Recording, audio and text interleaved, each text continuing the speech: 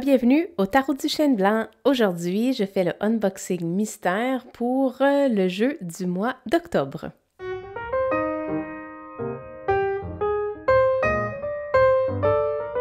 Alors, re-bienvenue. Aujourd'hui, je fais donc le unboxing du tarot du mois d'octobre, donc le deck que j'ai commandé. Et en fait, un deck que j'ai vu passer sur Kickstarter, mais une fois qu'il était terminé. J'étais vraiment chanceuse parce qu'il restait des copies, donc j'étais en mesure de pouvoir le commander. Et je l'ai reçu juste à temps. Donc, je vais ouvrir la boîte, on va regarder ce qu'il y a dedans. Là, ça se peut que ce soit un peu le bordel parce que la boîte est super grosse. C'est en fait The Book of Shadows. C'est An Alchemist Story. Je vais sortir tout ça, puis je t'en parle tout de suite après.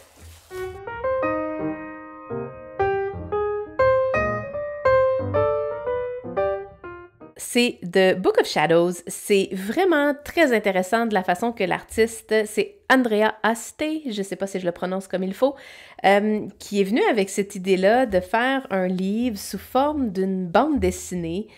Je ne l'ai pas ouvert encore, je n'ai pas regardé. Ce que j'ai vu en ligne, c'est que c'était en fait une...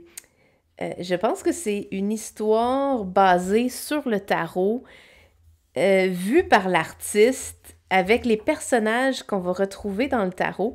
Et c'est vraiment comme... très, je cherche le mot, là, dans le sens que ça nous implique. Donc, on peut lire la BD, il y a des instructions, c'est comme de l'information, de la sagesse qu'on peut retrouver quelque part et que là, lui, il découvre. Donc, j'ai aucune idée du détail de ce que la bande dessinée raconte, mais je sais que c'est en rapport avec le tarot. Donc, super original comme idée. Je trouve ça super intéressant. Puis, vers la fin, en fait, ici, on a la description de chacune des cartes qui nous explique en détail majeur, mineur, on les a toutes ici. Et c'est fait, en fait, avec un mélange de vérité, donc vérité des symboliques des cartes du tarot, mais également avec une twist fiction créée par l'artiste, créée par l'auteur, avec une histoire. On a des maps. Donc, c'est très fantastique. C'est vraiment intéressant. Et je pense que ça permet de créer des... je pense qu'il a créé des symboles, puis on va à la recherche de ces symboles-là.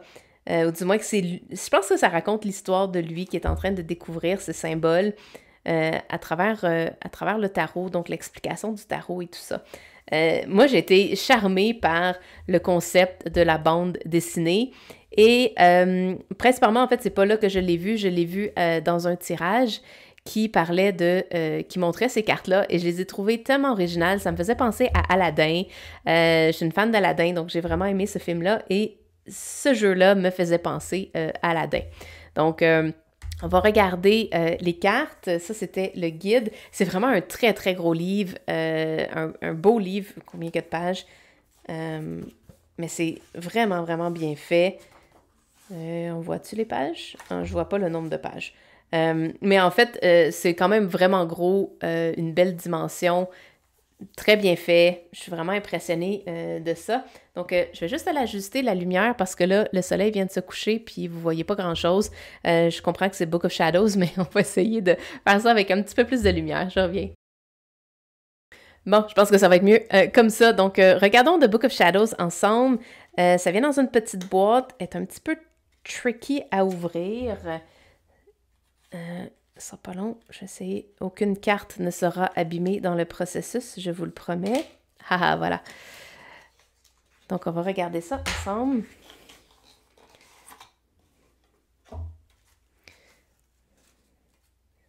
OK.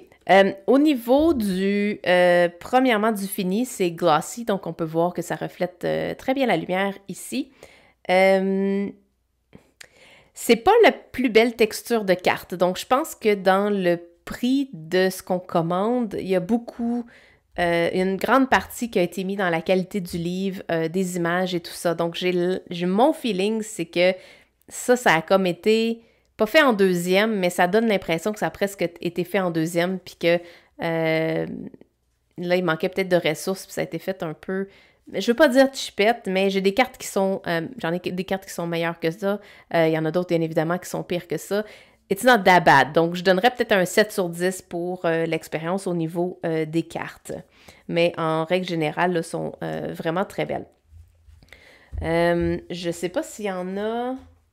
Il y en a 80, donc ça veut dire que 2 cartes d'extra. C'est les 2 cartes ici, sont expliquées dans le livre The Stair of Lost Steps et The Mirror in the Mirror. Donc, il y a une explication dans le guide qui parle de ces 2 cartes-là supplémentaires. Et on va regarder à ce moment-là les autres cartes. On va faire le flip-through et je vous reviens avec mes impressions tout de suite après.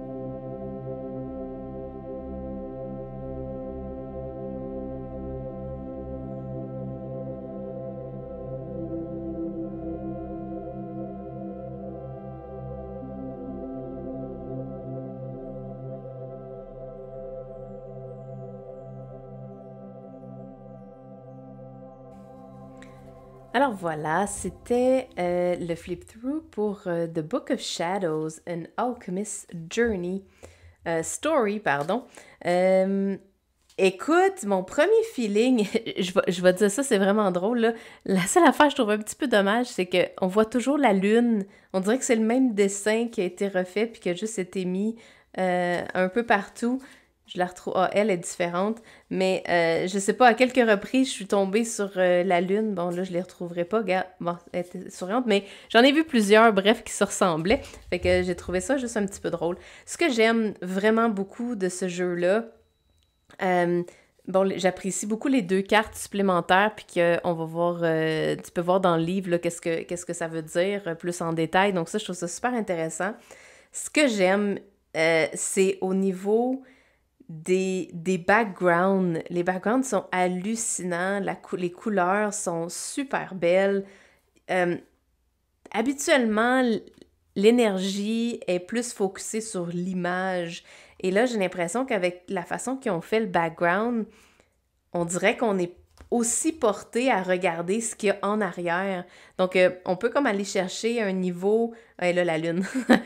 On peut aller chercher un niveau d'interprétation supplémentaire juste avec le fait qu'il y a une emphase qui a été mis sur le background. Regarde, je le mentionnais ici, regarde, il y a comme 2 lunes pareil. 3, qui vont toutes sortir, là. 4. Donc, tu sais, ici, là, cette carte-là, c'est un parfait exemple.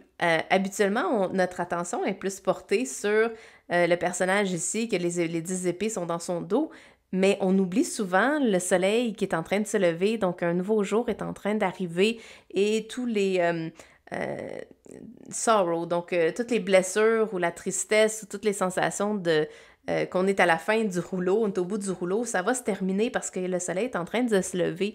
Donc, j'aime vraiment ce qui a été fait au niveau des backgrounds dans ce jeu-là. Et je trouve également que les images, premièrement, c'est un style de dessin très particulier. Je pense qu'on aime ou on n'aime pas. C'est pas nécessairement mon style premier que j'aimerais le plus. C'est pas, me semble, le deck. Je pense pas que celui-là va faire partie de mes 10 decks préférés, mettons. Mais ce que j'aime, comme je disais, la petite vibe d'Aladin, euh, ce que j'aime, c'est que ça vient un peu shaker la perception habituelle qu'on peut avoir dans un jeu traditionnel, puis ça amène une autre perspective de chacune des cartes. J'adore comment les mineurs ont été faits. Habituellement, les mineurs, c'est pas nécessairement les cartes qui ont le plus de détails. Et dans ce jeu-là, je trouve que les mineurs ont vraiment été super bien faits. On n'a pas lésiné là-dessus. Moi, je suis intriguée de voir parce que ici ils sont supposés d'être 2, donc je suis intriguée de voir qu'est-ce que ça veut dire, le fait qu'il y en a peut-être juste un. Celle-ci, le 4 de Pentacle, vraiment, vraiment bien fait. Ça a l'air comme un roi en devenir qui est en train de structurer ses avoirs pour être en mesure d'accomplir ce qu'il veut. Je trouve qu'une belle... une belle énergie qui a été mise pour les mineurs. Et encore là, il y a tellement... Ils sont relax dans un spa, tu sais, c'est super cool. Encore là, il y a beaucoup, beaucoup, beaucoup de détails. Puis je pense que si on tire avec un jeu comme ça, ben ça serait peut-être important de le jumeler avec quelque chose qui est peut-être un peu moins détaillé pour être capable d'aller chercher toute la richesse qu'il peut y avoir là-dedans. Par contre, ce que je trouve de ce jeu-là, c'est que je pense qu'à chaque fois qu'on va tirer aux cartes avec, on va découvrir des, des nouvelles choses, des nouveaux symboles, des nouvelles significations. Puis, j'aime le twist qui a été donné, un peu magique, fantastique, avec ce jeu-là. Donc, j'ai très hâte de le découvrir. Je vais faire genre voir quel jumelage on peut faire avec ce jeu-là. Puis, je prépare ces jeux-là, puis je te reviens. Donc, premièrement, je veux voir ce que ça va donner avec le Rider-Waite traditionnel. Donc, on va regarder ça. On va regarder ça ensemble, voir si ça peut bien fitter. Là, je pense que je vais faire un twist parce que ceux-là sont vraiment plus épais. As-tu vu la dimension, vraiment la différence des cartes? C'est un très gros jeu. La grosseur est sensiblement la même au niveau des cartes. Ouais, c'est exactement la même chose, sauf que l'épaisseur vraiment plus épais, puis j'ai même pas rajouté les deux autres cartes. Bref, on va regarder ça, ce que ça donne. Donc, il y a comme un jumelage qui peut être fait avec le traditionnel, puis comme je le disais, euh, peut-être que c'est peut-être un petit peu trop de détails. Il y a peut-être un peu trop d'informations, donc j'irais... Je pense que ça pourrait bien fitter au niveau des couleurs et tout ça. C'est peut-être plus au niveau du détail, parce que là, on se retrouve avec beaucoup d'informations. C'est peut-être un petit peu dur à tout intégrer en même temps. Donc, je vais essayer avec un jeu d'oracle, voir un jeu d'oracle un peu plus léger, si on veut, qui a moins de trucs visuels à regarder. Donc, le Sacred Destiny Oracle. Ah, ça, je pense que ça peut être très intéressant. Ouais, OK. Fait que c'est ce que je voulais dire dans le jumelage. Donc, un jumelage un peu plus paisible. Euh, L'espace ici, au niveau des couleurs, vient apaiser tout ce qu'on pourrait voir comme message ici. Donc, évidemment, bon, c'est le bonheur avec le roi de Pentacle. C'est vraiment extraordinaire parce qu'il est totalement satisfait de ce qu'il accomplit. Il est en mesure de profiter de sa vie, de profiter de ce qu'il a bâti dans sa vie. Donc, ça me parle vraiment beaucoup. Ah, celui-là, c'est excellent. Mais ce jeu-là, là, je l'ai dit dans plusieurs vidéos, Sacred Destiny Oracle fit avec presque tous les jeux que j'ai dans ma collection. C'est vraiment, vraiment génial. Des aventures avec la Queen of Coins. Donc, peut-être le fait on est un peu trop... On veut pas être trop stable dans notre quête de confort matériel. Donc, il y aura peut-être une nécessité d'aller vers un peu plus d'aventure, d'essayer quelque chose de nouveau. Puis peut-être au lieu de rester assis sur ses avoirs, d'essayer quelque chose de totalement différent, puis d'aller un peu vers des avenues qu'on n'aurait pas osé explorer avant. Relaxation, Knight of Coins, très intéressant parce que le chevalier de Pentacle, c'est lui qui est le plus lent dans les chevaliers. Et là, on parle de relaxation, puis le cheval est en train de manger. Donc, il a fait une pause de son aventure pour être en mesure de se relaxer puis de se reposer. Donc, j'adore vraiment ces deux-là de la façon dont ils se parlent. Donc, pour moi, ça, c'est winner. L'autre jeu que j'ai dans ma collection que j'avais envie d'essayer, voir ce que ça pourrait faire ensemble, c'est The Angel Guide Oracle. Encore là, c'est une image un petit peu plus grande. Oui, un peu plus de détails ici, mais ces cartes-là sont vraiment zen et permettent de se grounder, de se déposer. J'aime beaucoup les couleurs, de comment ça peut matcher ensemble, Strength and Guidance. Donc, le Page of Coins qui vient ici regarder, observer ce qu'il a dans ses mains, ce qu'il a devant lui. Et là, c'est drôle parce qu'il vient mettre ses mains ici. Donc, c'est peut-être une invitation à faire le vide de ce qu'il y a autour et de venir regarder ce qu'on possède déjà. Qu'est-ce qu'on peut faire avec ce qu'on a en notre possession, qu'on a déjà d'actifs dans notre vie? Qu'est-ce qu'on est en mesure de faire à partir de là? Donc, ça, c'est intéressant. Encore là, il y a beaucoup de choses qui se passent, mais on dirait que l'énergie des cartes des anges vient vraiment grounder. Puis c'est drôle, je vois des ressemblances avec les deux personnages ici, comme si lui est guidé par lui ici. Il y a une protection angélique, c'est extraordinaire avec le 10 de Pentacle. Qu'est-ce qu'on pourrait pas demander mieux? Ça veut dire qu'on est protégé financièrement, protégé dans notre famille, dans ce qu'on a comme acquis. Il y a une très, très grande protection au niveau de l'énergie qui nous entoure. Et on peut rester donc très zen et très calme à l'intérieur de ce qui va se passer dans notre vie. Donc, vraiment intéressant. On pourrait aller avec celui-là, le l'as de coupe et joy and contentment, donc de la joie et de la satisfaction. Ça parle d'un renouveau, puis c'est drôle, il y a comme je sens comme une élévation, puis celle-là, c'est un déversement. Fait que c'est comme si on nous invite à prendre un nouveau départ et de déverser les émotions qui ne sont peut-être plus nécessaires à notre bonheur. puis de se laisser, de s'alléger au niveau émotionnel et de repartir sur de nouvelles bases avec cette énergie de contentement et de satisfaction intérieure. Donc, allons-y avec un dernier. Two of Cups, donc le 2 de coupe avec Honesty and Communication, c'est excellent.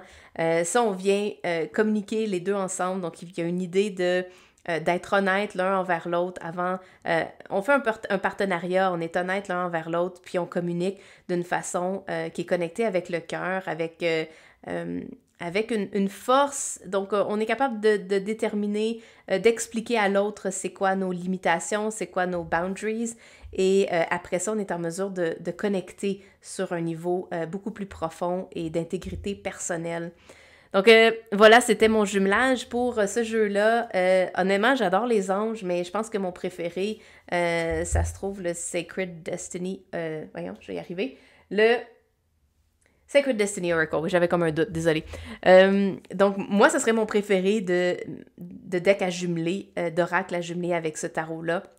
Je trouve que les couleurs fit tellement bien, les messages vont bien ensemble. Est-ce que je mettrais ça peut-être? Ça, ce serait en deuxième.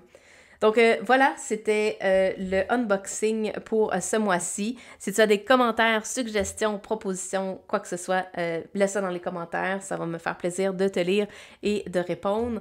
Donc, écoute, la prochaine étape, ça va être d'aller lire ce beau livre parce que je pense que la richesse de ce tarot-là, l'explication de toutes les cartes est expliquée à l'intérieur du livre.